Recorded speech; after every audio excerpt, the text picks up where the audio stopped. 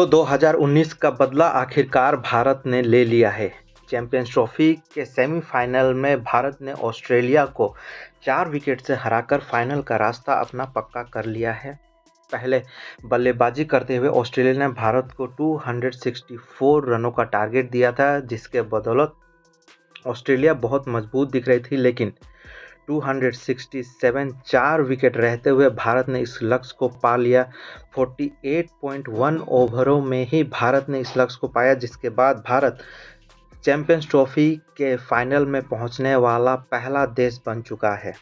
चौथी बार यूएई में खेले गए भारत और ऑस्ट्रेलिया के बीच ये अहम मुकाबले में भारत ने ऑस्ट्रेलिया को हराया है और इसके बाद भारत चैंपियंस ट्रॉफी के फाइनल में पहुंचने वाला पहला देश बन चुका है।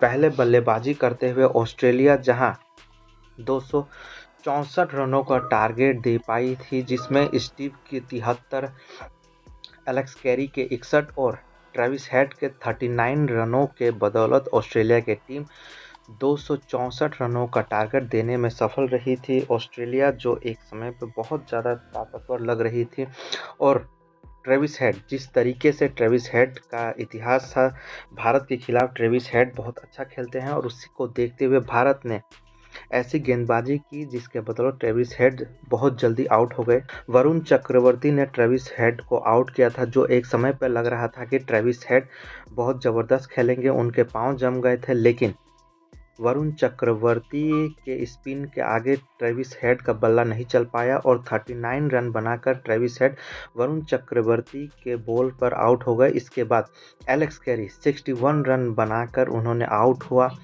रविंद्र जडेजा ने उनको आउट किया। इसके बाद स्टीव स्मिथ, एक समय पर लग रहा था कि स्टीव स्मिथ बहुत स्ट्रॉन्ग पोजीशन पे थे, 73 रन बांध चुके थे, लेकिन मोहम्मद शामी ने उन्हें आउट किया। 96 गेंदों पे उन्होंने 53 रनों की बहुत अहम पारी खेली, जिसके बदौलत ऑस्ट्रेलिया की टीम 264 रनों का टारगेट देने में सफल रही थी।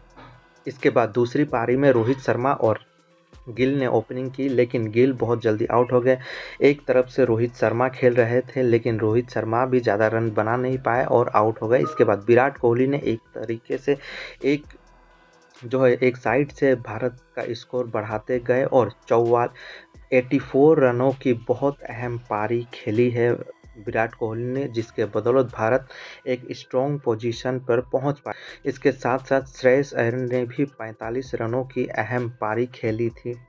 इसके बाद केएल राहुल 42 रनों की अहम पारी खेली, जो केएल राहुल, जिनके ऊपर कहा जाता था कि केएल राहुल अहम मैचों में रन नहीं बना पाते हैं, वो चल नहीं पाते हैं, लेकिन इस मैच में भी केएल राहुल 42 रनों की अहम पारी खेली है और पांड्या जो कि ताबड़तोड़ बल्लेबाजी की, जिनके बदौलत स्कोर रन बहुत तेज़ी से बढ़ा और भारत को अंतिम क्षणों तक वो लेकर गए। इसके बाद जो है पांड्या आउट होते हैं, जडेजा आते हैं, लेकिन जडेजा से पहले ही केएल राहुल छक्का मारकर भारत को जिता देते हैं और अब भारत फाइनल में पहुंचने वाला पहला देश बन चुका है। जिसके बाद अब आईसीसी चैंपियंस ट्रॉफी का जो फाइनल होगा वो अब अबू धाबी में ही खेला जाएगा। पाकिस्तान जो अब सोच रहा था कि भारत की अगर हार होती है तो चैंपियंस ट्रॉफी का मुकाबला पाकिस्तान में खेला जाएगा, लेकिन भारत इस मैच को जीतने के बाद, ऑस्ट्रेलिया को अपने घर भेजने के बाद, फाइनल का रास्ता तय करने के बाद अब ये क्लियर हो गया है कि चैंपियंस ट्रॉफी का मुकाबला पाकिस्तान में नहीं बल्कि अब अबू धाबी में ही खेला जाएगा। तो अब आज दूसरा जो सेमीफाइनल है वो साउथ अफ्रीका और न्यूजीलैंड के बीच खेला जाएगा। जो भी इस मैच को जीतेगा वो अबू धाबी में भारत के साथ फाइनल का टूर्नामेंट खेलेगा।